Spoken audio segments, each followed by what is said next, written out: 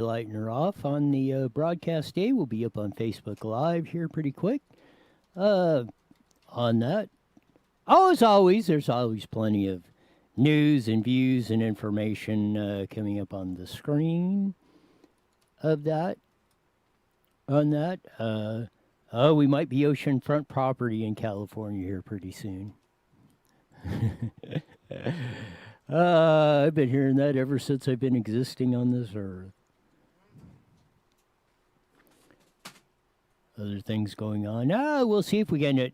We might be able to have Eddie George on. We're going to see if we can hook up with that. Melissa and Murray will be on at the bottom of the hour. We'll talk about the Kamala Harris.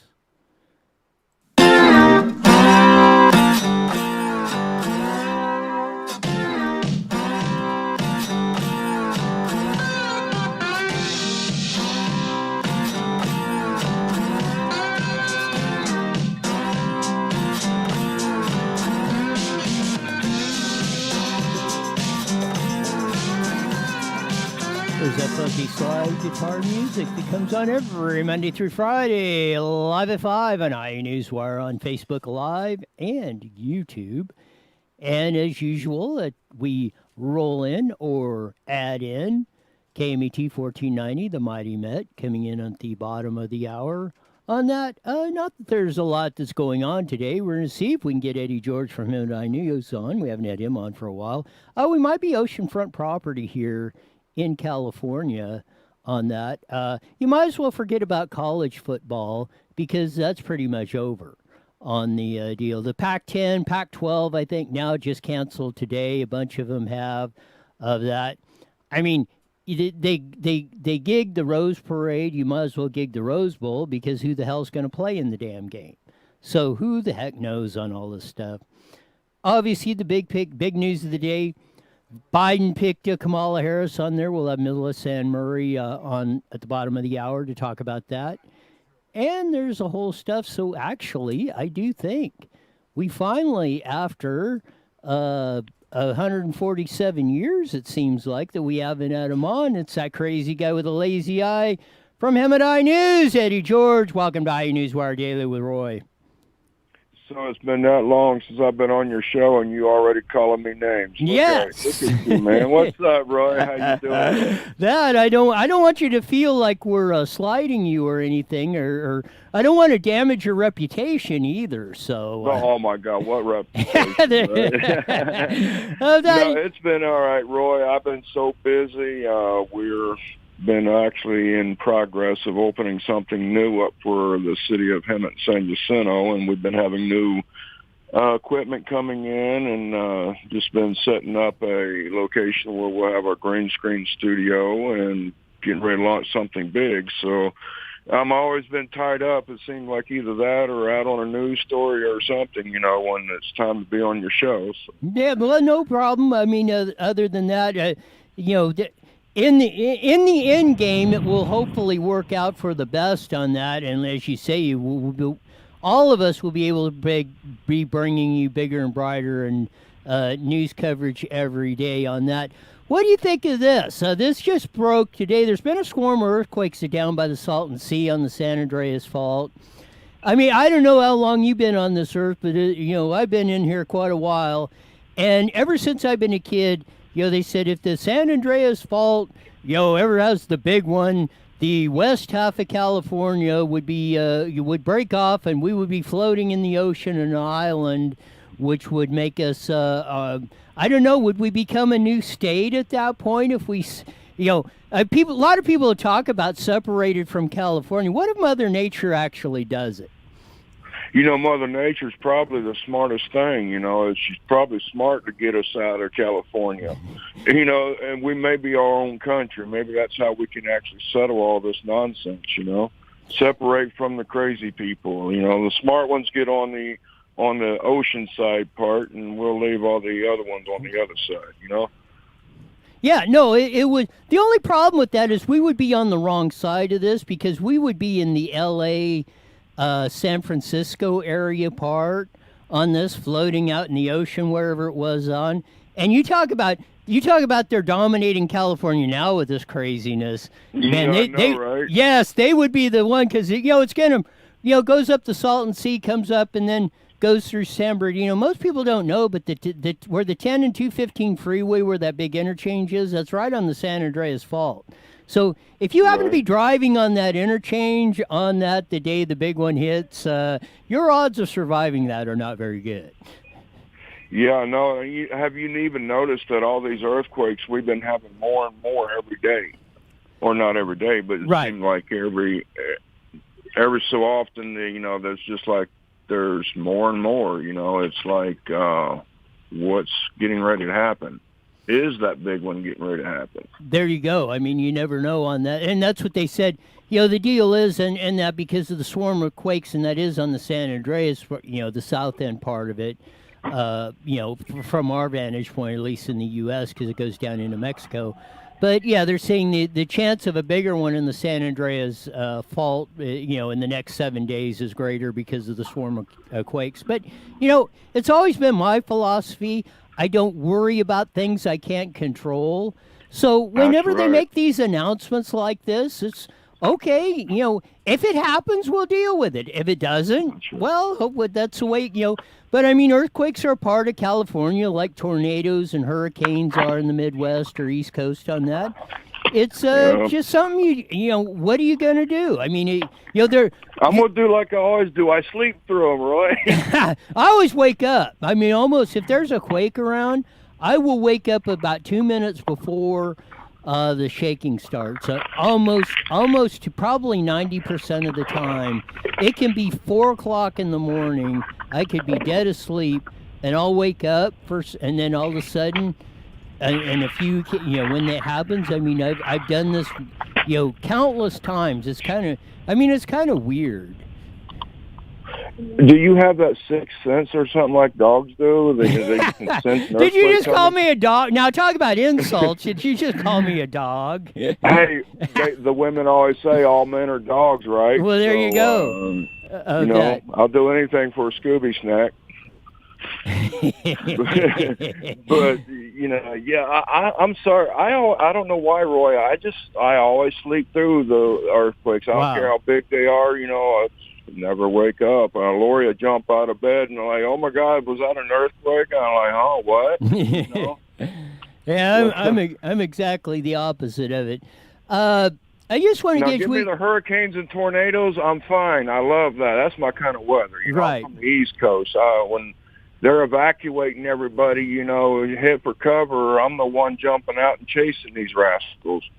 Yeah, no, I being a native and lived my whole life in California, I mean, basically earthquakes are the only natural thing that I'm familiar with. But yeah, hey, Roy, I hate to cut you off. I got to jump off your show. You got I got that important call coming. You got it. We'll talk. We'll chat. Hopefully, we'll chat next week. Eddie George of Him and I News, that crazy guy with a lazy eye on that.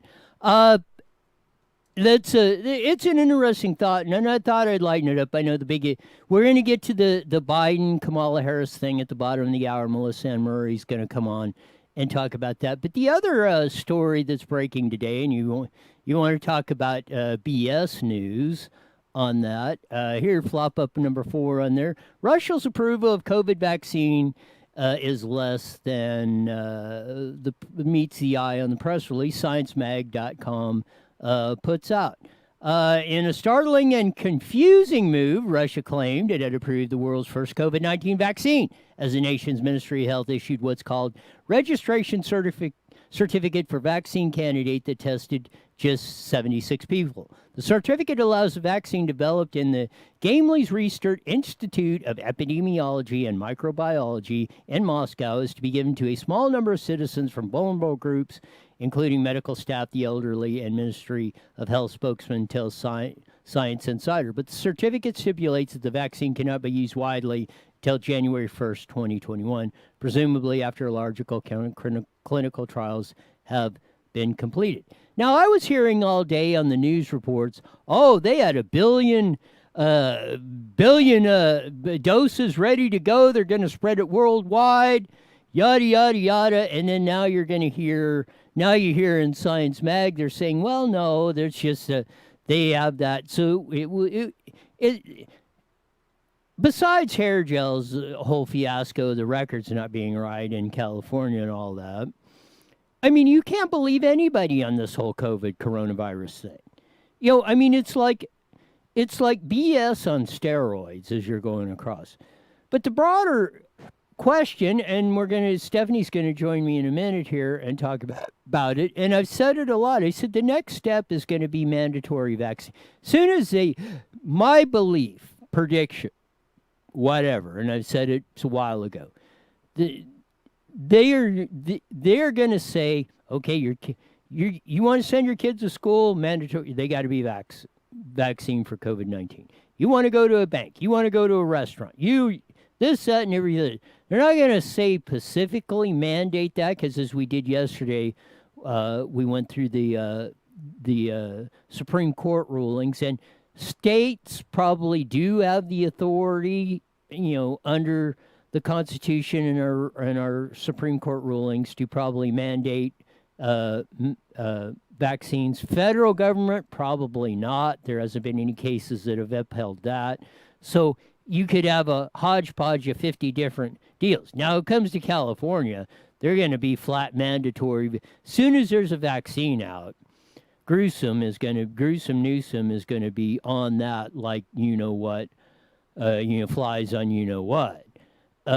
Because here's what the deal is on that. I mean, you can see what he did the last week. The statistics are all phonier than a $3 bill. And, well, we spent a week of dancing around it, and then we made the health official resign. We won't want to talk about it. Because here's my synopsis on that. And I said it yesterday. It was Newsom that told them all to do all this stuff. And if they sacrifice that, in order to not say that, well, we're just going to make the health official resign, and we'll just try and bury it and tiptoe around it and act like it didn't exist in this whole thing. But that's why I say the broader question of this is, and I have for each and every one of you, is, are you going to get, if they make the vaccine when it comes with the coronavirus, because they're going to come up with something, even if it doesn't work, which at best, even Fauci said at best we'd be happy if it was 50% effective. So it's going to probably be more or less than 50%. And mind you, there's never been a vaccine for any of the coronavirus family. So would you take the coronavirus vaccine if it became mandatory in California? Or would you pack your bags and move from the communist state? Because there's going to be states that are not going to make it mandatory. And it appears from, as we reviewed yesterday on it, we should, we're not getting any, the federal government can't make a blanket one, or that probably is not going to stick. So we're going to go through that on the mandatory vaccines and stuff like that as Stephanie joins us with that little report coming up now. We're doing a little preview on Twitch to see how that works out on that. But one thing that's been coming up on that, you hear vaccines a lot. If we get a vaccine, that'll be that. Fauci talks about it, Burks, a lot of that hair gel and that. Oh, if we can't get rid of this on that, for that. But here's the big question that's going to come up, and I said this, watch this. The mandatory vaccines. If you want to send your kids to school, they're going to have to take the COVID vaccine. You want to go to the bank, if you want to go to the county building, if you want to go to the courts, yada, yada, yada, everything else, you're going to have to vaccine. So let's, the Channel 7 News, Fox 13 back east did a little report, did a little research on what you can find or can, and who has authority, or do they have any government agency has the authority to force you to take a vaccine to do something. So I'm curious to find out, because I say no. What do you say? Here's the report. Is to develop a coronavirus vaccine, some major questions are emerging. Good evening, I'm Kimberly Hunt. And I'm Steve Atkinson. A lot of people are wondering if the government could force people to get it, or could people who refuse get banned from stores or lose their jobs? ABC 10 News anchor Derek Stahl spoke with a legal expert to get some answers. Imagine a world where you have to get vaccinated and show proof to go shopping, board a plane, or just go to work. Legally, it could happen, says University of San Diego law professor Dov Fox. States can compel vaccinations in more or less intrusive ways. They can limit access to schools or services or jobs if people don't get vaccinated. It could force them to pay a fine or even lock them up in jail. Those measures have been adopted in other countries like France, but not so far in the United States. It all dates back to a Supreme Court case in 1905. The court held that Massachusetts could fine people for not getting vaccinated against smallpox. That case became the basis of vaccine requirements at schools across the country. Courts have found that when medical necessity requires it, the public health outweighs the individual rights and liberties at stake. Just last year, New York City passed an ordinance fining people for not getting a measles vaccination. But there's a big difference between what states have the power to do and what Congress could do. There are these questions, separation of powers, Commerce Clause questions. Professor Fox says a federal vaccine requirement would probably get shot down by the current Supreme Court based on a 2012 ruling on the Affordable Care Act. That means we could have a patchwork of different vaccination requirements in different states. Professor Fox says states would need to allow exemptions for people with legitimate medical risks like pregnancy, but not exemptions for other reasons. Religious exemptions, philosophical ones, have largely been overridden in the name of public health. However, Professor Fox says recent protests over face coverings show there's a big risk of a backlash here. And just because states have the power to require vaccinations doesn't mean it's the best public policy. Derek Stahl, ABC 10 News. And legal experts say that private businesses would have the authority to fire workers who don't want to get vaccinated for personal or religious reasons. Companies would just need to show that there are significant costs at stake for having unvaccinated employees. So there you go. In Utah, weather swings are a part of life. Shorts, sweaters. You can be fired. States have the authority. That's insane. Under that, How could they do that, though? well, that's what the courts have ruled. As he said, the 1905. Our the court famous system's a joke. Don't even get me started on that. on that. Well, when you can, but who appoints in most cases? Well, some of us, you either elect them or the politicians you elect appoint the judges. So Really? again, it all boils. You pick your judges? It all boils down. Oh, yeah. I've seen, yeah. Look in the mirror. You're the one that's put these in there. In my defense, I didn't really vote much.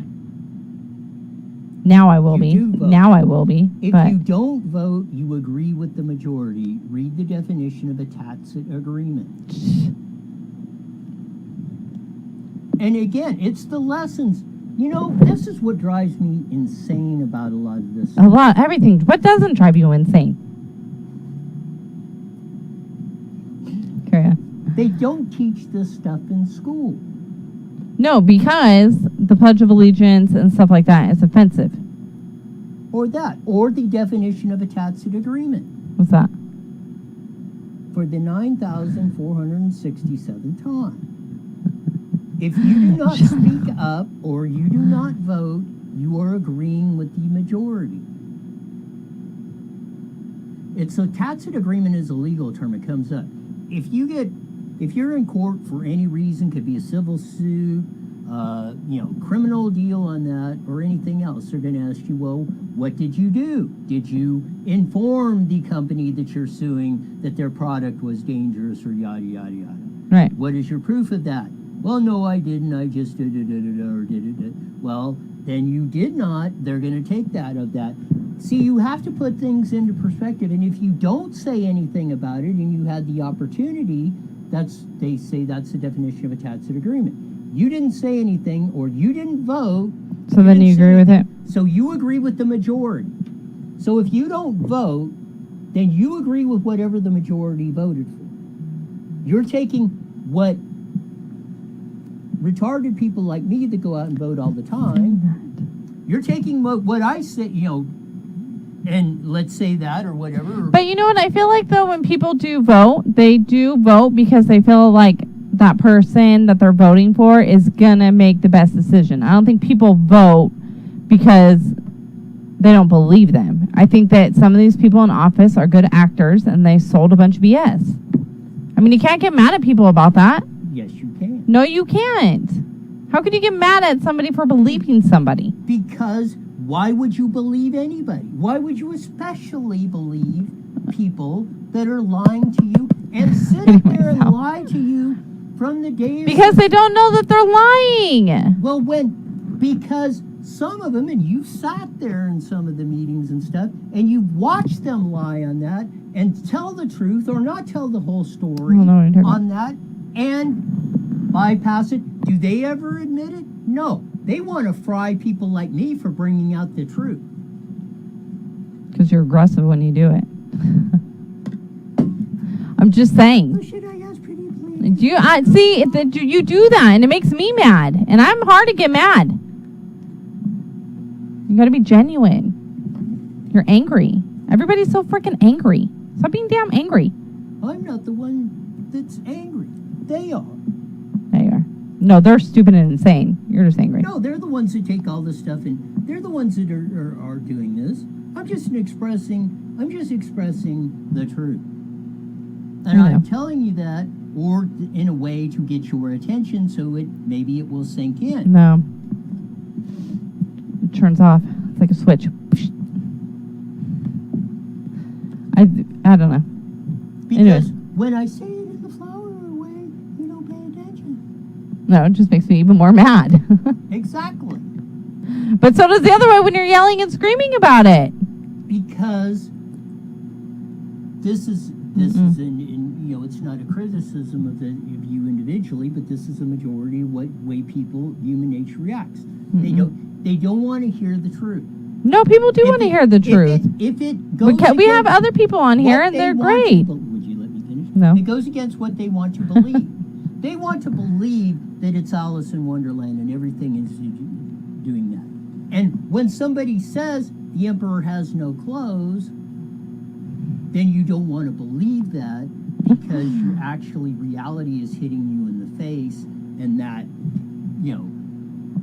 that people just don't want to deal with that. And that's how they take advantage of the people that don't pay attention or don't want to hear it, because they tell you what you want to hear and you lap it up. And then you ask after the fact, well, how did this happen? Yes, I agree. 100%. You're right. You're great. Anyways, what else you got? Because this is what happens when you do that. No PJs allowed. Illinois School District bans students from wearing pajamas during online learning. This is a Fox 8 report on that.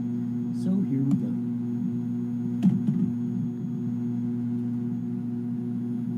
It's safe in this job. Some even taking matters into their own hands. They're creating what they call pandemic pods. Shauna Causey, founder of Weekdays Micro Schools, joining us live by FaceTime to explain. Shauna, good morning. How you doing? Good morning. Thanks for having me. So this is a concept that's been around for a little bit, but obviously with the situation that we're in, a lot of parents are considering this. So walk us through it. You're hiring a teacher and kind of creating an environment in your own home. Yeah, so we're seeing this massive community effort where parents are supporting each other. They're bringing in a micro school lead or a guide or a pod guide, and they're groups of anywhere from 2 to 8 children that are joining forces and really determining what their safety, what their social distancing comfort level is, and forming a group for the school year. So what are some of the advantages of this versus maybe the remote learning you might be doing with the teachers in your school district or going to a private school, things of that nature? Yeah, so most of these are based on the public school curriculum, and they're really using that as their base, and then they're supplementing it with plenty of outdoor time, plenty of different activities like arts and crafts and cooking and gardening, and even a classically trained opera singer And, really these are safer options, and kids, especially preschool through early elementary school age, need some socialization. That's part of how they learn. Yeah. So, and parents, who are working are just in a desperate situation for help right now. They need help to be able to stay in the workforce. Now, obviously, there's a cost associated with this, and probably one that might be out of some people's range. How do you manage that when you want to get a qualified educator in there for your kids, but also you have working parents, and the cost would be a factor? Yeah. So we're really seeing a couple of things happening. One thing is that some parents and teachers are coming together and offering either a scholarship spot, a partial or full scholarship. We're seeing some businesses starting to subsidize or help pay for part of childcare and schooling during the pandemic, and potentially later ongoing. And so we're seeing, some government funding and some school districts looking at options. What can they do to help make this fair for every family? And who are these teachers? Are they daycare people that are expanding out in education, or are they education people who are expanding out in kind of more daycare style? Yeah, there's a lot of teachers who left the profession are coming back really to help during this time, and so that's really heartening to see. It's really great to see. There's also some with formal childcare experience that are now coming in to lead these groups. And some are teachers with master's degrees and 15 or 20 years of experience. What about kids who are on IEPs, these 504s, any type of plan where you need special education options for them? Can you incorporate them with the other students, and can the teachers really dedicate that kind of time when it comes to all the different learning styles of students in there? Yeah, this is a popular question, and I think it's one of the benefits of micro schools is that you can look at different age groups learning. So, you got 4 kids. Would you like 32 grand to educate them? Well, I mean, yeah, but That's I what don't Trump's think. advocating. If your school won't open, you should take that. And that's just the attendance money. They get 20 grand a pop for doing it. But if you just took the attendance money, which they give you in a charter school, you could do a micro school like that in that deal. And what Trump But it's like your own little school? Yes. And what Trump So you is pull them out of advocating public school, though, right? is, yes, if your school will not open, you should have that money to do to educate your kids. I think that'd be cool, but at the same time, I'd rather have somebody else do it because I'm not educated to educate my children. That's I what feel like you're somebody talking else about. could do it. You get a group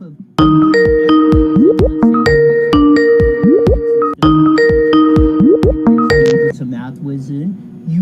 You're comfortable with your kids in that environment of that. You do a collective on a small basis, and you collect the money. I don't know. I mean, maybe. I think it's a good idea. I think it would work out for a lot of parents, but I like the public school. My kids need their friends. That's what they're not getting from them. And that's what you could get. Like they said, you could do the socialization with the other parents that are in like-minded with you, and you could actually do that. And I would almost guarantee you, I don't like how kids that's... will get a better education. 1 minute. Than what they're getting, as the results have been, as our public school system has been declining, like our records for I decades. disagree. Our Show schools me need to the open back stats up. where they are. Oh my God, Roy, you're driving me insane. You have to go with The truth is the truth. No, it's not even that. I love my school. My kids' test scores are great. You got to go with the community. And you got to beat the door down, and you still I'm just gonna 30 seconds. 30 seconds. Roy, I cannot hear Roy. Yes, because he had me on mute. That's why you couldn't hear Roy.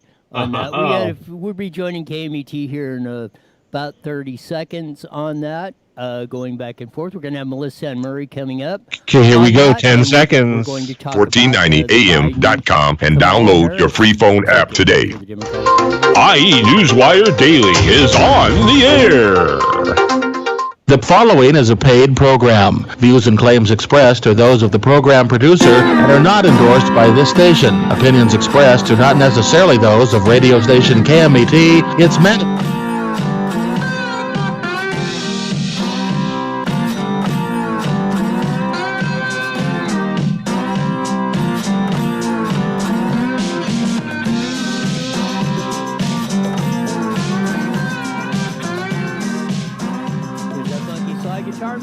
'Cause every Monday through Friday at 5:30 on the Mighty Met 1490 KMET. On that, we had a pretty good half hour of that we went through. We had Eddie George of Him at iNews there at the top, and saying all the things that were coming on in him. We talked about the San Andreas Fault, the earthquakes that are hitting. We had a swarm of quakes at the south end of it, down there at Salton Sea, and the probability of a major quake on the San Andreas went up in the next 7 days. San Andreas runs from down there of that across San Bernardino, then kind of vectors up to San Francisco. And if the big one comes, supposedly California's going to break in two, and we all on the west side of it are all going to be floating out in the ocean somewhere on that. Russia claimed they had a vaccine, and that was a big story coming up at the beginning of the day. And yeah, it's a vaccine that's a non-vaccine that is and isn't. Yeah, the whole COVID-19 2020 thing is one big cluster foxtrot. The COVID-19 is real. The information that you get in 98.7% of the time is not. But it broke late this afternoon on that. Uncle Joe Biden finally made his pick for vice president. And what's really weird about this whole thing is, man, we should be talking about this. I think the Democratic convention's non-convention is coming up next week. Man, that should be the big buzz going on. And it's hardly going around with the whimper compared to what it has been in other election seasons. But to fill us in the details, give her opinion on it, we're going to bring in our next guest. She's on Twitter, on Says Missy, writes for works on Political Vanguard, commentator on many political radio and TV shows, but more importantly, she's on IE Newswire Daily with Roy today on a Tuesday, and it was very apropos we had you on because of the big presidential breaking news of coming on. Yes. Well, thank you for having me on. I appreciate that. Yeah. What do you think of your senator becoming the vice presidential nomination? What do you think about that? What I think is, I think Joe Biden, well, my first inclination is he must be in trouble. He thinks who's ever running his campaign, let's put it that way, because we know it ain't Joe, thinks they're in trouble. Because Joe Biden will probably win California on the Electoral College on the popular vote by maybe even a bigger percentage than Hillary Clinton on this whole deal, or that. But no matter what it is, Democrat is a lock solid safe state. So they didn't need a VP pick to carry California. So what is the only other constituency that she could possibly bring in? And that would be the black community. So the only reason I'm thinking it's either because of the pressure, the whole thing. Maxine Waters was on today earlier before the pick because Karen Bass, I heard the report was out, and she was running the implied threat. If you don't pick a black woman, we're going to revolt on and that. So, I mean, that's kind of my take on the situation. What say you? Well, I think that's interesting that you said that about California, because I thought that was my immediate response. Was a lot of people thought that Kamala was going to be the VP choice, and I was like, really? Because she doesn't bring a state. Usually, you want us to bring a state with the choice, a swing state, that is. So they must be very confident on some levels that she will bring enough that they don't need somebody from a swing state. That's one of my takes on it. I've met her. She's an amazing person as a person. I just don't agree with her positions on taxes, on government. I'm a small government person. She's a big government person. So when it comes to actually what she would propose to lead this nation at this very critical time in our economy, I don't see her policies being something that a lot of people can embrace. That's why she didn't win the nomination. I mean, honestly, the Democrat Party rejected her left leaning at the time. It seemed as she didn't make it very far in the nomination. I mean, in the battle for becoming the nominee for the Democrat Party. So a lot of her positions were very left at that time of where we thought the Democrat Party was at. So I find it all very fascinating. She's made some really hard-hitting comments about Joe Biden, and I'm waiting to have somebody actually ask her those questions. How did you feel this way then? What changed your mind that you would be his VP if you were so hard-hitting in these debates? So I find that I'm looking forward to her answering those questions, because she hit him hard. And I don't know if you remember them, but yes. I find that interesting and fascinating going forward. Between you and me and everyone listening, I think Trump's going to win, and I'm very confident in that. The only thing I'm concerned about is this mail-in ballot situation. Personally, I think that everything that I've seen, people I've talked to, even Democrats, lifelong Democrats that I know, I don't know anybody excited about Biden. Even with this choice, I don't see anybody going, how many Biden bumper stickers have you seen? Yeah, the whole president. Have not seen no, one. I mean, we're less than 90 days in the 80s, and we're hardly even. This is the first time in my lifetime we're not talking about presidential politics hardly at all. It's like this is a deal. But I want to take you back to the. That's true. Wait a minute. That is really true. It is really true. It is true. You're right. I want to get to a couple of these clips on that, because this is Tulsi Gabbard, who also ran for president with Kamala Harris about 6 months ago on this exchange on this. And I want to see my specific question. This is the main thing of two things, and then we're going to go through a Biden quote in the the New York Times in '94. I want to see if the whole Black Lives Matter and the whole thing comes up with this, because this is what Tulsi Gabbard hit Kamala Harris with at the debates about 6 months ago. Here we go. Debate, you called it a, quote, false accusation that Joe Biden is a racist. What's your response? I want to bring the conversation back to the broken criminal justice system that is disproportionately negatively impacting Black and brown people all across this country today. Now, Senator Harris says she's proud of her record as a prosecutor and that she'll be a prosecutor president, but I'm deeply concerned about this record. There are too many examples to cite, but she put over 1,500 people in jail for marijuana violations and then laughed about it when she was asked if she ever smoked marijuana. She blocked evidence. That would have freed an innocent man from death row until the courts forced her to do so.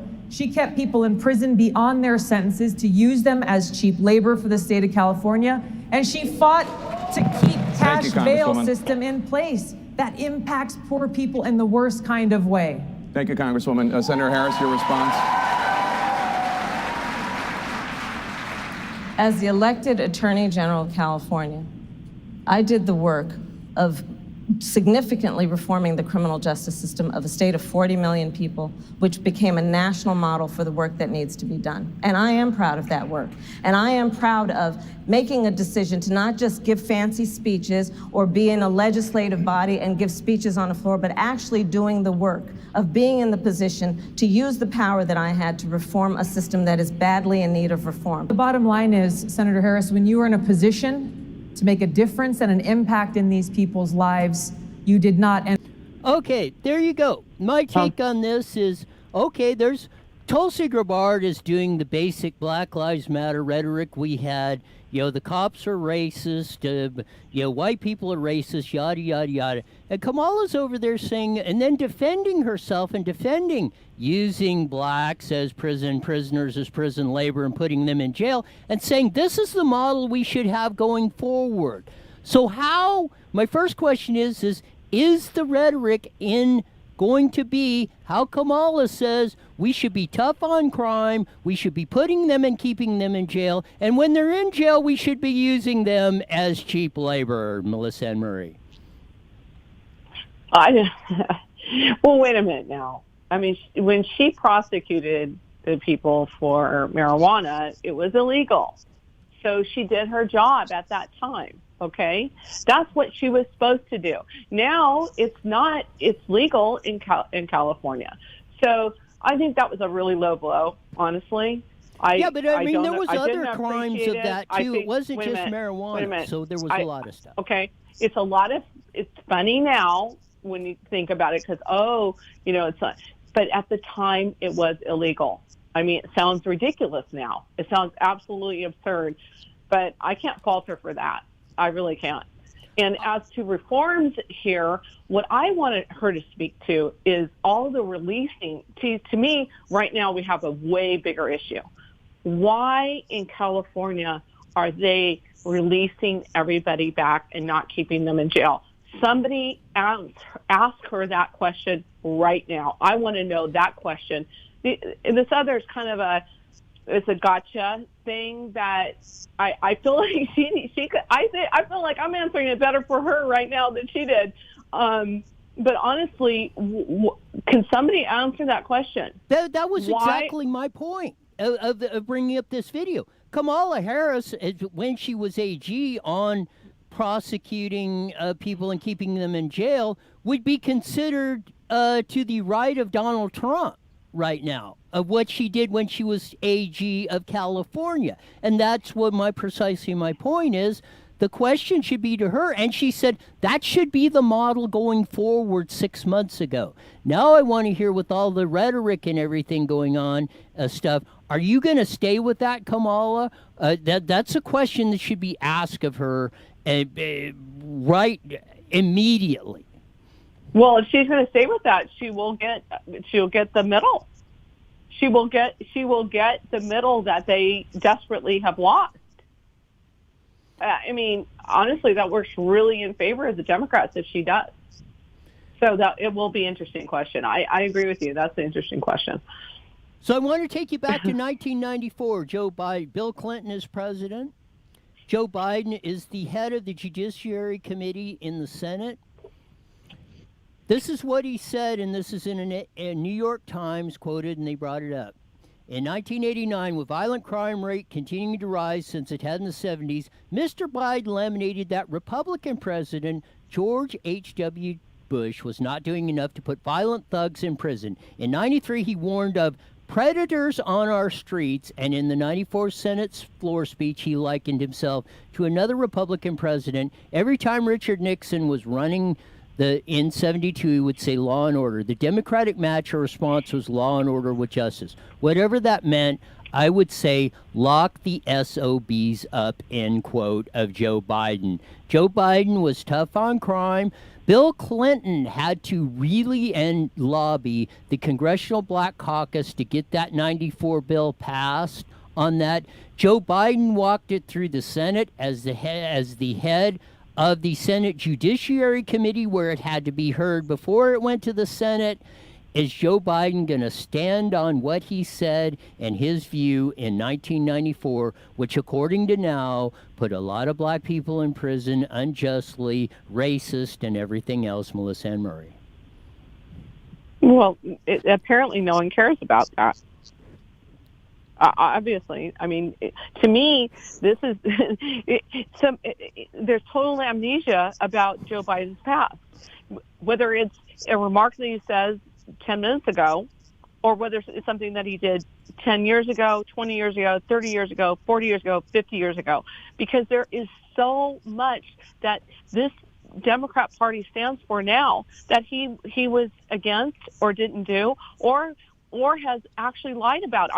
I mean, he has said before they had several degrees and he graduated top of his class. I mean, this man has a record. He has been either running or in office for the last half of a century, and apparently no one cares about anything he's ever done, anything he's ever stood for, anything that comes out of his mouth.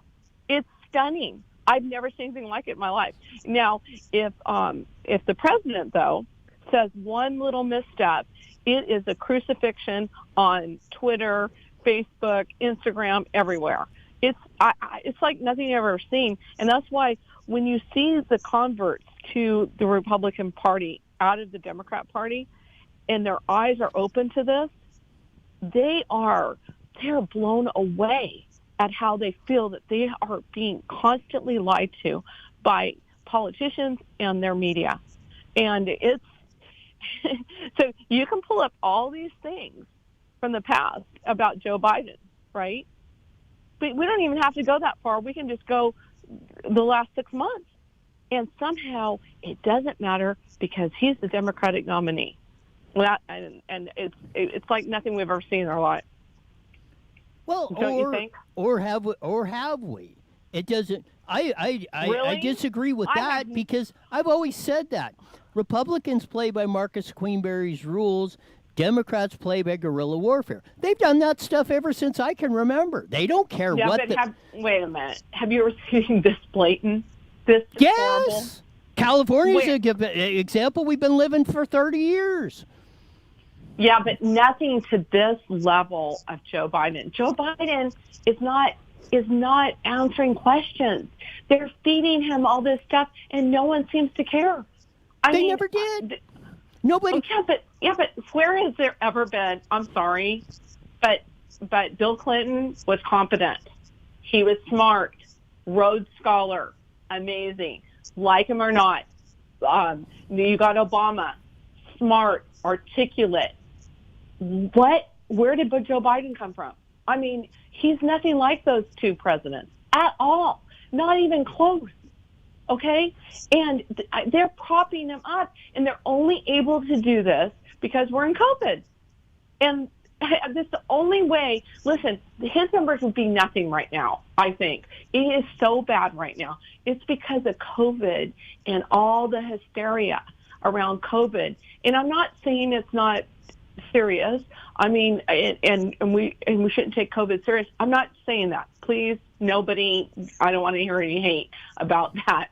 It's that there people in the media and the Democrats are using this as an excuse for every little thing Joe Biden does and doesn't do. And that is a new level that I'm sorry, we have never seen, ever, because we've never been in a pandemic with people locked down in a basement. And that's what we got right now. We've got a candidate locked down in a basement, fed questions. I mean, my God, we've never been here. This I think will prove my point. The Democrats nominated Joe Biden before we even were really into the coronavirus stuff starting in March. They had him in there. I mean, that's true. I've said true. They don't care. I've been in this political stuff for over 6 decades, and Democrats have played this like that. They don't care. You're right. Bill Clinton walked that through with the Congressional Black Caucus because the Congressional Black Caucus in '94 said it wasn't tough enough when they were claiming H.W. Bush screwed this up by not being tough enough, and they backed it. Like with Biden, and he walked it through the Judiciary Committee. Now today we're like 180-degree opposite, like that didn't care. You know what? Crime went down after 94 when they passed this stuff because we put thugs, like Joe Biden says, we locked the SOBs up like we should be doing today. Yeah, and there's been overreaches too. There has been both. There has been, and there's some people, they don't get proper justice. They don't have the money, they don't have the resources, and you've got that. I mean, you have to acknowledge that. And so I don't know how we correct all of that. What did Kamala say that she's done to correct those things? I don't know what's been corrected. Do you know? I don't. So we have to acknowledge that there was some in these in our criminal justice system, there has been overreaches that haven't been fair for everyone. And I do agree, like we should, when it comes to drug use, a lot of people that have gotten felonies for those should be expunged. I think we do need to look at our criminal justice system. That's not to say that we don't stay hard on the real crimes that we find people guilty of. And I think that portion of you're right, of making stricter laws worked. We had less crime. It actually works. Having more cops, having stiffer sentencing worked. but it wasn't perfect, and it wasn't always fair. And so we do need to reach for better fairness. And so this is the problem with Republicans sometimes. They scream, oh, this works. When you don't acknowledge some of the things that don't work, this is when you get undercurrent and that's just true. You have to acknowledge when things aren't fair or right in America. And when you don't, you can look very narrow-minded. I totally agree with you on that, because Roy has been, for decades, I've argued with those on the center-right Republican Party about the whole drug thing, and I said, you're off on the wrong, and the social justice warriors and stuff like that. I said, this is where you're losing people, and of that.